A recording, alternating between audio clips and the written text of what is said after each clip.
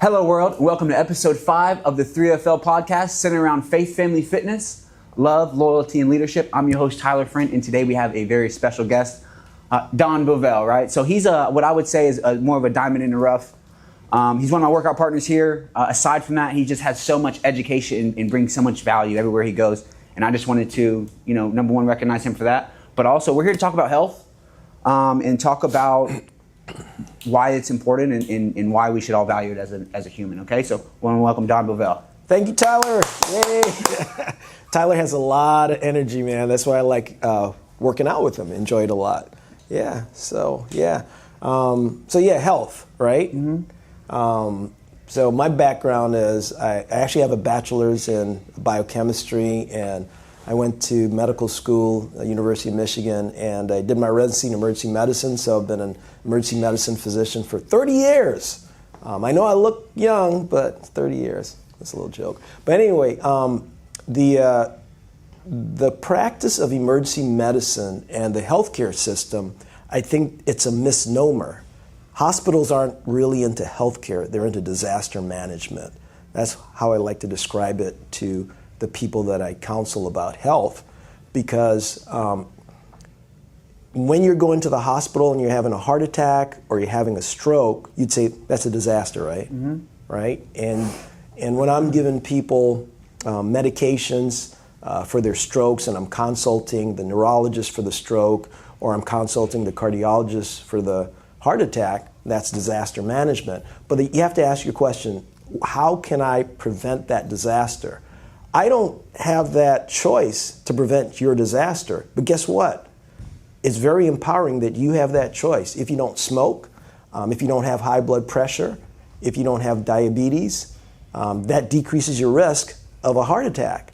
And if you look at the habits of quitting smoking, and if you look at the habits of eating lots of fruit and vegetables, good nutrition, drinking water, exercise, getting adequate sleep, and social connections, those things are true health care. And that's all within the purview of the average human being out there. Yes, and what I heard was like it goes physical health takes care of mental health, and after that you're able to conquer anything else that you have going on in life. Yeah. Because you actually do have the health that you need to power through whatever situation. Right. So you don't end up in the hospital, and you don't end up ending your life short because of certain decisions that you make. But in times when that does happen, mm-hmm. right, and you are able to give somebody some guidance and really walk them on a different path, or just at least encourage them to make different choices, have you seen any type of change overall from an in-person perspective? Absolutely. I mean, again, after 30 years of counseling people, I could virtually say I've seen hundreds of people improve their blood pressure to the point where they're no longer taking blood pressure medication. I've seen people reverse diabetes. Now that term reverse diabetes is kind of like a bad term for most physicians. A lot of physicians will say you can't reverse diabetes, but I'll tell you can, because I've seen it in patients to the point where they were on prescription medications, they were even on insulin, and they reversed it to the point where they were on no medications. So yeah, there are generally two types of diabetes. Type 1, where you're not putting out enough insulin, so you have an absolute need of insulin. So yeah, you can't reverse that type of diabetes, but you can improve it to the point where you're taking less insulin. Type 2 diabetes, which is probably about 80% of people who are diabetic have type 2 diabetes. That is a problem where your cells aren't absorbing the glucose correctly. It's called insulin resistance. And you can make those cells less resistant by what? Exercise, eating foods that are high in fiber, drinking water. So, I mean, it sounds very simple, and some people think it's not true, but there's a host of research out there that documents that. There are a lot of books out there by physicians who are well known. There's one book called The End of Diabetes by Dr. Joel Fuhrman.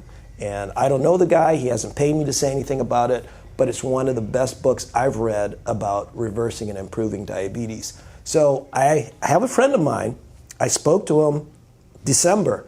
He said, Doc, my blood sugar has been running like between 250 to 350. He's got type 2 diabetes. What do I have to do? I spent an hour and a half speaking to him, and I told him about that book, The End of Diabetes. And he's not doing 100% of what we discussed, but he just texted me about 2 weeks ago. So maybe 6 weeks ago I spoke to him. After a month, his blood glucose, which was averaging 250 to 350, was averaging 148. He texted me the actual picture. He has a continuous glucose monitor. So he made a change of 100 points in 1 month with just doing stuff that maybe 70% of what we discussed. And that's going to only continue to get better. So, I like to encourage people, if you don't have hope, and if you don't give your patients or your clients hope, right? So Tyler, you probably have people that think, I'm never going to get fit. And if you think, well, you're never going to get fit, then that person will never get fit. But if you sort of give that person hope and say, you know what, yeah, you can get fit, and you take it in increments, and you give them the information, but you also encourage them and let them know that it's their choice. They can make a decision every day to do what's right for their body, then they can be successful. And I think a lot of the times people just don't know what they don't know, right? They were raised a specific way. Mm-hmm. They weren't prone to exercise, or they didn't play sports as a kid, right. Or they just never had the accountability. Mm-hmm. They might have had an idea of what they wanted to achieve. Mm-hmm. They had a vision, mm-hmm. but then there was no support on the back end, or there was nobody speaking life into them mm-hmm. along their tough times of mm-hmm. Because it's common, the things that people need: motivation, accountability, support, guidance, knowledge, right? Right. So if you were to create an atmosphere that provides that, mm-hmm. there's one, it brings power to the space because people feel comfortable, they feel like this is a place for them, but also is the life change on the back end. Absolutely. That's where our reward comes in, is whenever we're able to, accept somebody where they're at, right? Mm-hmm. And then just love them and encourage them enough to not let them stay there, but mm-hmm. live into their new identity, their new life that Absolutely. Truly everybody deserves, right? Everybody mm-hmm. deserves, I feel like, to be confident, or mm-hmm. to have a good mental health, or to be healthy, because at the end of the day, it's like you only have one life to live. Yeah. So in order to, take it for what it's worth, mm-hmm. right? Investing into yourself daily, mm-hmm. daily habits, right? Absolutely. Exercise, diet. Mm-hmm. I cold plunge for me, right? Mm-hmm. For mental health and for recovery mm-hmm. purposes. Being able to ultimately tackle anything that goes on in life, I know the habits that I have are mm-hmm. what sets the tone for my day, and in order to do that, Right. Because I think for me, ultimately, what I look at life is it's a sport, dude. Mm-hmm. And in looking at it like that, I know what the highest caliber athletes do. They prepare every day for that one specific moment, right? Mm-hmm.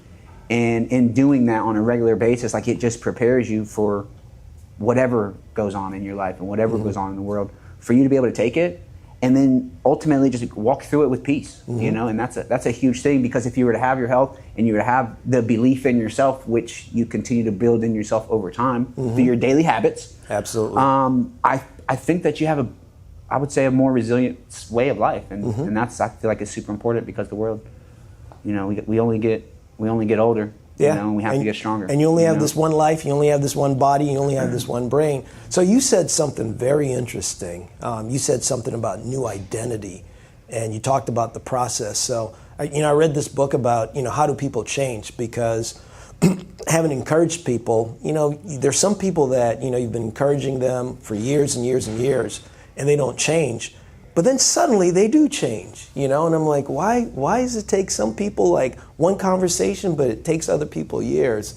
And I read this book about the process of change, and he said this writer said there are three levels of change. There's what's called goal-oriented change, okay, I'm going to lose 20 pounds, right? It says nothing about the process, but it just says I'm going to lose 20 pounds.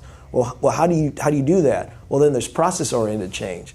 I'm going to go to the gym 5 days a week. That's a process. And maybe I'll do the treadmill 30 minutes. Maybe I'll do resistance 30 minutes. That's a process, right?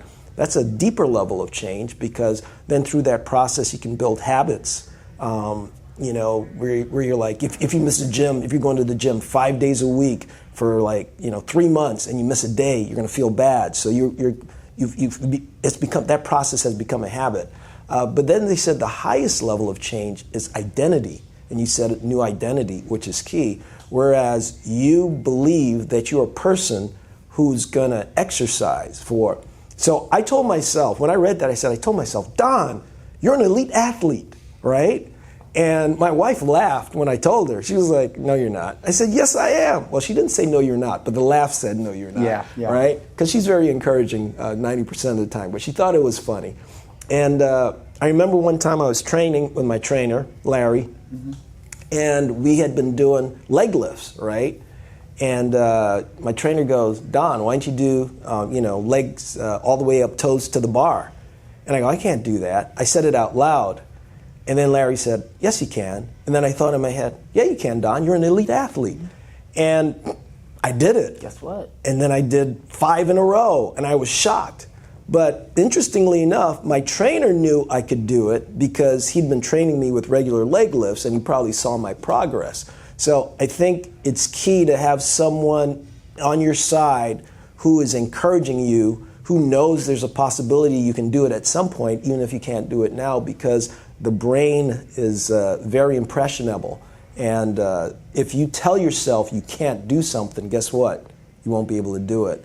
But if you tell yourself you can do something and you have someone who's giving you the tools where you can do it, you can do it. So changing your identity into someone who values health, who's a healthy person, not just that, I'm just going to eat these foods or I'm going to eat at this time, but every time you sit down and you have a meal, you'll say, what does a healthy person eat? Or what would an elite athlete eat? What would a healthy person do for their exercise today? What would an elite athlete do? And guess what? As you start living that new identity, you become that person. Exactly. The elite athlete would always, and I would say, because I study it all the time, and it's just the athlete's mentality, right? And it's about, one, don't have decision fatigue because you want to set your day up right? You want to have, and then for me, it's like, I set my meals are already made. I got 15 a week, right? Okay. And then I make my eggs in the morning, and I drink a protein. I know what I'm going to eat. I don't have to think about that. Right. It's already made. I just go put it in the microwave and then eat it. And I don't have whatever else is in it that everybody else, from fast food or places like that. So knowing what I put in my body is super important.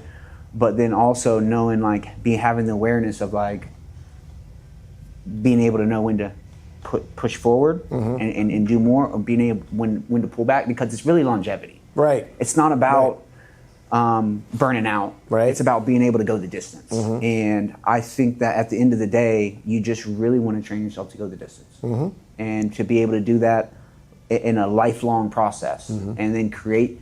Because, and I was thinking about this for people in career changes, whenever they chase money, right?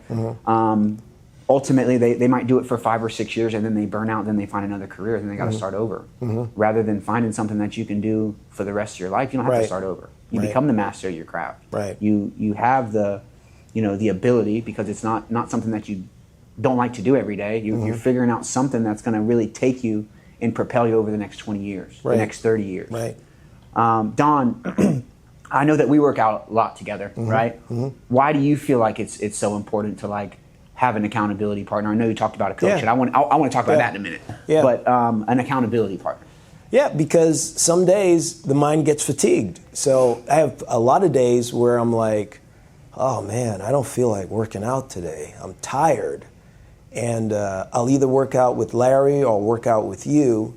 Or I'll be like, oh man, I got to work out with Tyler today. Tyler goes hard, man. I don't know if I have the energy. And then I'll show up because I know Tyler's going to show up, and I don't want to disappoint Tyler. And then as I work out, I get more energy and I feel great. I get that high at the end, and I'm like, man, this was a good experience. So having an accountability partner helps you to push through that mental block of I'm tired. And so that on the days, there may be days where I don't have an accountability partner, where I'm not working out with you, or I'm not being trained by Larry. And I'm like, oh, this is the day I work out on my own. Man, I don't feel like doing it. But then I'll go, hey, when I worked out with Tyler, I felt good afterwards. So I just need to get to the gym, and good stuff is going to happen. So I think having that person on a regular basis really kind of encourages you and helps me push through that mental block of feeling that I'm tired. Because I work nights, which is not good. That's another whole story. It's not good to work nights because it messes up your sleep and your circadian rhythms. But I'm tired a lot during the day, and I will work out after I sleep After working a night shift, I sleep and then I'll go work out. So a lot of times when I wake up, I'm tired, but I can say 100% every time that I've worked out, I feel good afterwards. So. And you said something earlier about number one, not letting somebody down. Two, there's a discipline there, right? And then what you did was, and this is how you psychologically kind of beat the game, is you take that discipline and then you have a positive reinforcement of the feeling from whenever you push through it, right? Like I know when I worked out with Tyler when I didn't feel like this, right? So the experience that you had, right, ultimately allowed you to push through and get you over that edge. Right. And that's, I think, is very, very, very important, because in building the discipline, right? Because motivation comes and goes, right? But building the discipline, and it's even like, for me, like I'll have long, super, super long days. I went to an FCA breakfast at 7 a.m., right? I had a church, this was on Tuesday. I had a church small group at 6:30. You know, I want to go home. It's just I want to go home. Right. But I know I need community, right? I know that it's important for me to, no matter through the situation, still be able to be part of the community, right? Whether I feel burnt out or not. And I know every time I go there, because I like to be around people, my cup continues to be filled. So I think ultimately I want to talk about the amygdala. I know you're a doctor. I know you can tell me more about the amygdala. Well, I could, but tell me. I would say what the amygdala does, it tries to keep you comfortable. It's a fight or flight sensor in your brain that ultimately tries to keep you safe. Yeah, it's kind of like a fear response. Yeah. And I think that in some cases there is a healthy way of like, hey, don't do that, right? Yeah. But then in a lot of cases, there's something in the back of your head that really holds you back from your potential. But when you let go of the leash, right, and you just push through and persevere. So let's talk about the frontal lobe, because to me the frontal lobe is the most important part of the brain. It's where you have judgment. So where you make decision, you have decision-making capacity. So your amygdala might say, run, but your frontal lobe might say, maybe don't run.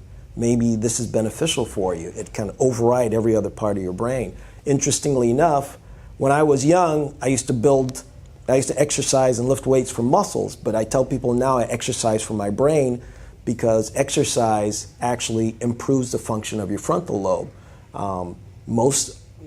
Your brain gets a lot of the blood flow. I mean, as a ratio, it's small, but it gets, as a percentage, more blood flow than other organs of the body, so it requires a lot of blood. And guess what? If you're exercising, there's increased blood flow to that brain. There's also something called brain-derived neurotrophic factor, BDNF, and that's actually that's a chemical that your body puts out that actually forms connections between the nerves. So you get more nerve growth, and that occurs when you exercise.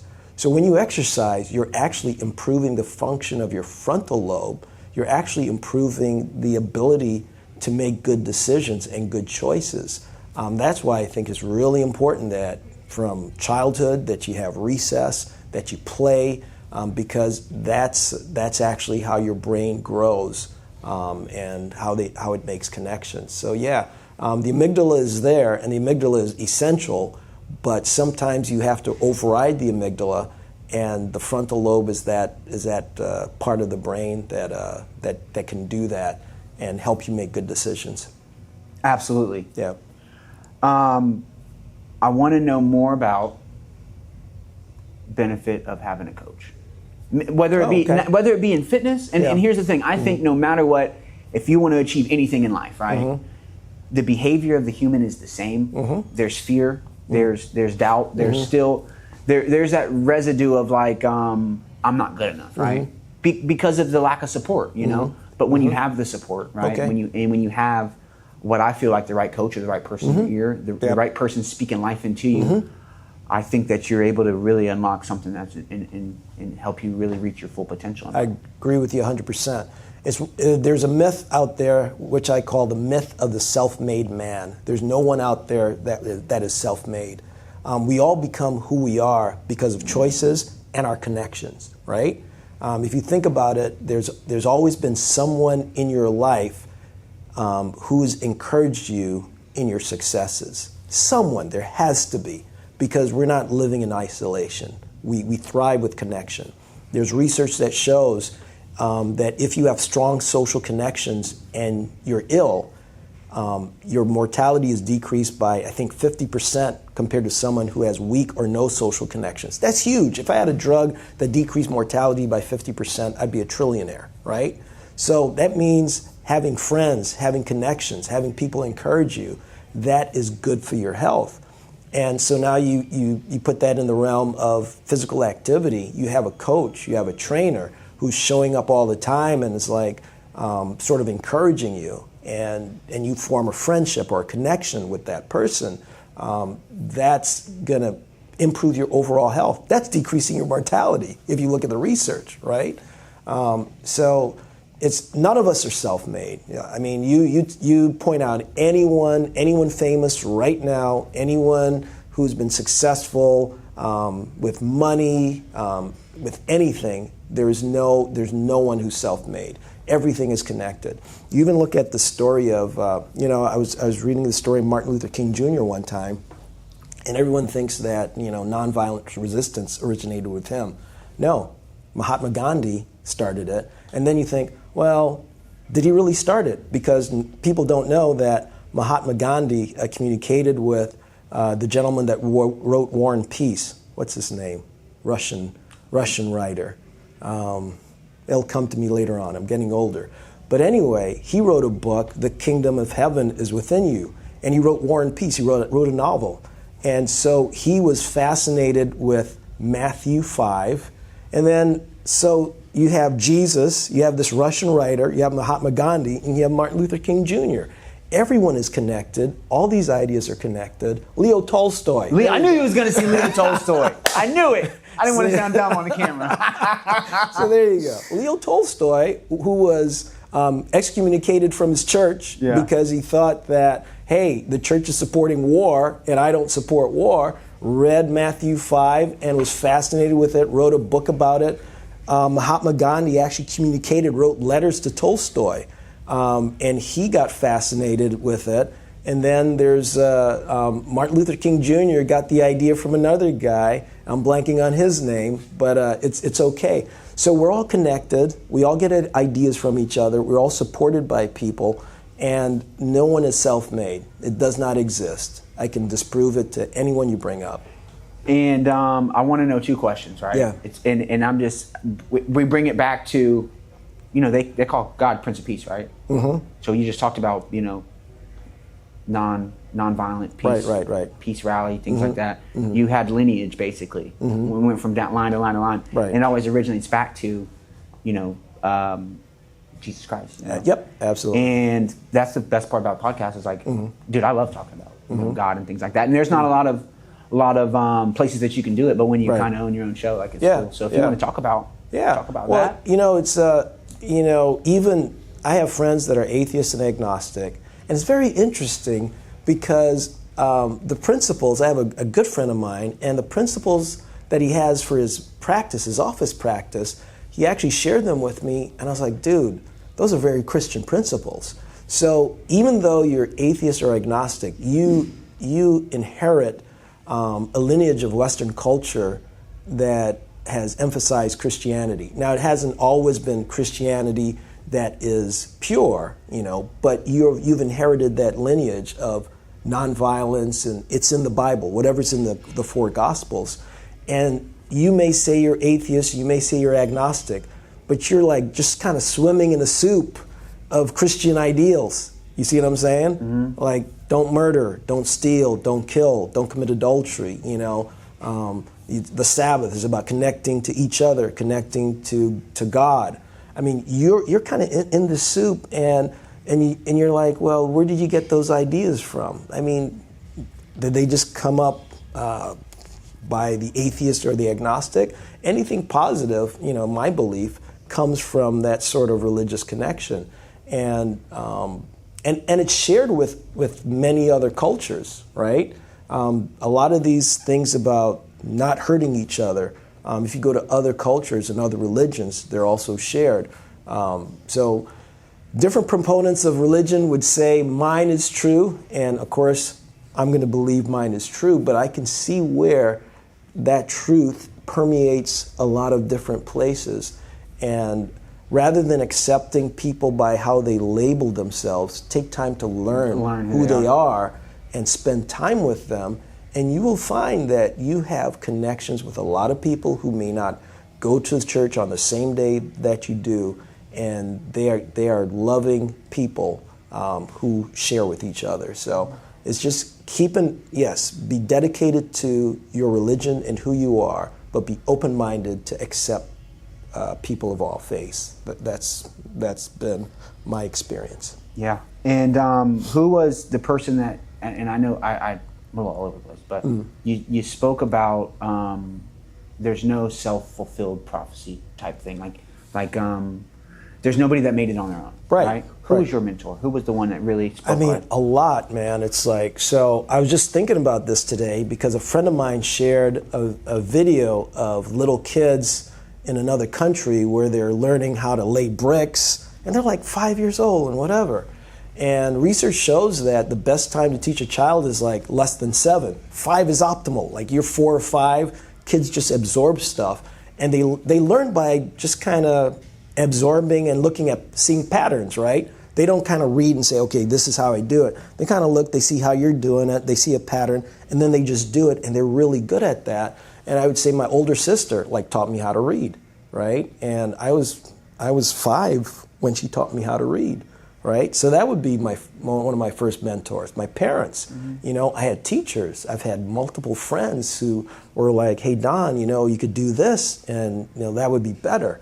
So I've been blessed, I think, because I can point to a lot of people that I have strong connections with. I have a group on WhatsApp of kids that we went to elementary school together.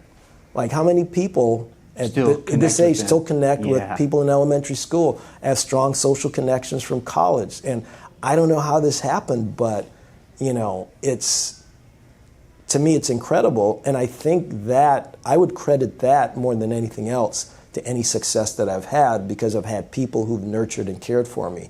And if you look at people who are very successful, they've had to have at least 2 or 3 people like that, 1 or 2.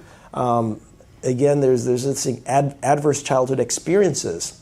If you've had an adverse childhood experience, if you've grown up in a home with depression, or if you've had close family members who've had drug addiction, but you have just one person, now think about this, the power of one. If you had just one adult as a child who looked out for you and you could connect with and stayed with you throughout your life, that decreases your risk of adverse consequences down the line. Physical adverse consequences, social adverse consequences. So one person in your life can make a huge difference. If you have 2, you're blessed. If you have more than 3, you're, multiply blessed. So yeah. Don, yeah, I've never done this before. I'm gonna have you guys interview me for a little bit. Yeah. Any questions that you have? Anything that you find interesting about me that you'd like the world to know? So Tyler, this is Tyler. He's very energetic. And Tyler, where do you get your energy from? Because you come in here, you're positive, your attitude is amazing. Man, I can tell you, and a lot of people ask me, I'll say it in a term of like, once you get an opportunity for a new life, right? Your gratitude towards life just changes, right? So I'll kind of give, and I've told them about it before, but I come from a very high drug abuse background, right? Lots of pain, trauma, a lot of things that from the age of 15 to 23, you don't want a kid to go through, And whenever you have it, you know what I'm saying? Because there's a moment where like you're hopeless, you give up, you don't know where your life's gonna go. So whenever you have that opportunity, right, you don't waste it. But before that, I've always been somebody that's just had a lot of energy. I think I always transmitted it into the wrong places. But now that I've kind of understand who I am and what my purpose is in life, I know for me personally, it'd be selfish to not give the people the energy that I have, or to build people up, or to pour into people, because I know how much it did for me. You know, so I think just taking a selfless role in interactions with people, and one, it fills you up. You don't get fulfillment in any type of which way. But as far as like the energy is, I do a lot of things that give me life, right? So I like, you know, exercise, right? Spending time with God, spending time in the church. A lot of things that I used to do, right? Drugs and alcohol, a lot, you know, staying up all the time. Wouldn't go to sleep. I'd stay up for like 18 days in a row, just on oh wow, just like wild. And yeah, people don't understand. People don't know that because they don't know the old me. But so whenever like you look at your situation in your life now, like you just really want to live it to the full potential, you know? And then whether that means hopping in the cold plunge in the morning to make sure that you're set for the rest of the day because you have to perform, right? And then eating stuff that doesn't slow you down, like all that sugary, all that, and keeping the right mental health. And it's the daily little investments over time that keep your mind, number one, your mind on track. But then it keeps like your energy and your body able to keep up with it, which is super important. So. Yeah, so kind of like layer, start small and layer. Skill stack them, bam. Right. You stack everything, and it creates a huge, I guess, burst of energy or momentum for the world. So who's someone in your life that you think has made a major impact positively in your life? You know, one or maybe two people that you can think of. Okay, I'll say in my family, right? My grandma and my grandfather were I was very, very, very close with them until I was in active addiction. I ran away from the whole family. I was just I couldn't handle a lot of things during that time. And then, you know, I would say my mom played a big role, based off of the amount of support that she gave me, you know, through certain times. But outside of my family, I would say Ben. Ben. Tracy, my boss now, she's like a freaking amazing individual. She always speaks life into me. She's able to take me where I'm at and accept me where I'm at, which is super important because I'm like, you know, like I'm destined for greatness, but I'm still in the process. You know, I'm a project, and I don't any type of time that somebody gives me or things like that, because whenever I was a kid, I didn't have a lot of it. You know, and you know, for somebody to take the time and invest into me, it just means so much. So whenever I take that information, I don't take it lightly. Like I'm going to take it as far as I can with it. So those two people, I would say, there's a guy named Charlie at church, right? And for me, what I would say, I grew up without a father. So having an example of what that's supposed to look like is like, it's foreign language until you start analyzing it and looking into it. So being able to connect with him, there's a lot of people at church that I really, really, really value, you know, and that's really it. So yeah, and Don Bovell, of course. So I was just gonna say that all those people have impacted you so positively that I can now enjoy you as a friend. Yes, so exactly. I'm reaping the benefits. So yeah, it's amazing. We're all connected, and I'm naturally, you may not believe this, Tyler, but I'm naturally not a very sociable introvert. person. I'm an introvert, but you know, I'm kind of like a nerd, and I was like, you know, I need to have more strong social connections as I get older. So it's something that I'm kind of starting to do more, and I'm enjoying it. So yeah. We need to get out there and be socially connected. Yeah, and that's, I would say, super important. And I think that one, working out with you is awesome because it's like you're one of the people that you don't hold me back. Like sometimes you might be breathing or whatever the case is. I'm breathing a lot faster because there's an age difference. Yeah, and to see you recover so fast and then keep moving, it just like mentally you know that you're a strong individual, right? And I like being around like-minded, strong people, and I think that, you know, to be able to have such a strong social connection and have so many different people that believe in me and people that just root for me, you know, it's almost, and I'm gonna be honest with you, like this is crazy to me. It's a dream come true.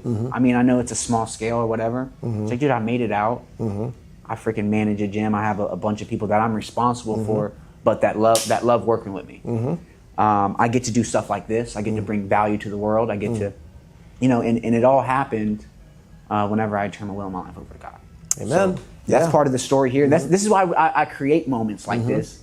Number one, I'm going to be able to look back on it and reminisce on it. I'm going to be able to show my kids one day, like, hey, like this is kind of how your dad kind of started his life, and this is the place that he was able to go. And because it's always good to be your children's hero, and it's always good to have them be able to look up to you and be a good example and a good role model. So those are just in the future, because I always think about that, like in the future, like. Yeah, but you're an inspiration to people now, and I have a writer. There's a writer that she wrote that, and I'm probably going to get the quote wrong, but there's 2 words that she says. Basically, all human beings are created with the potential for infinite possibilities. Infinite possibilities is the way she terms it, which means that no matter what happens in your life, if you start making certain decisions, your life can just expand to a point where, when you think of infinite possibilities, like right now, Tyler, you've got infinite possibilities. Like, you could continue doing this and be successful at this, or you could say, you know what, I want to do something different because I'm Tyler with infinite possibilities. And you can do that because, again, you've got the strong support, and you're doing things for your health. Your frontal lobe is being rejuvenated every day because you're exercising and you're sleeping. So yeah, if we can all communicate that, I can communicate that to my patients. You can communicate that to your clients. Think about what a positive impact it has already made, and you're going to continue to make. So I'd like to thank you for helping me too as well. Of course, my friend. And it's always good because whenever I do stuff, I don't do anything with any expectation of anything else in return, right? And it's funny because God will give you all the relationships that you need, and then He will give you a vision, and He will pave the way. Yeah, absolutely. The only thing you have to do, right, is be obedient, take action. Absolutely. And whenever those type of things happen, possibilities are infinite. Yes. Yeah. But then when you don't, you got to understand there's a double-edged sword to everything. Right. And once you see it, you can't unsee it. Like, once you see what you're capable of and what you're possible, it's like every day you sell yourself short, dude, you just ruin it. It just takes credibility away from you. And after you build so much of it, you really like, and it comes to like decisions now. It's like heavy level of accountability for me.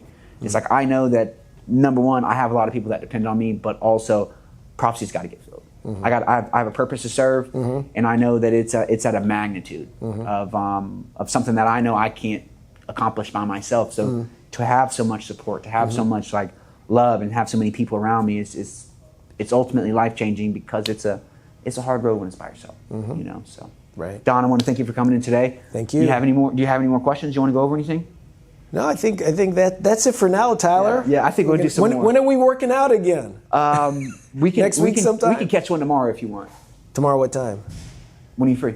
I pretty much have the morning open, so you tell me. We will run that. It doesn't matter. I got you. Listen, accountability. Right. Massive accountability. Text me later what time you're available. I got you, big guy. All right. Hello, world. I want to thank you again for watching the 3FL podcast centered around faith, family, fitness, love, loyalty, and leadership. Listen, it's been a true honor just to be able to bless you guys with some value and education, a little bit of science. As you guys know today, I'm a little nerd. I haven't really been able to expose too much of who I am, but being able to talk with Don, get you to see a little bit of his perspective, and just to be a part of it, super awesome. Hey, give us a like, a comment, a share. If this sticks out to you, or you feel like it applies to somebody else, please feel free to show it to them. Listen, I love you so much. I appreciate you guys. Hope you have a great day. And that's it. All right.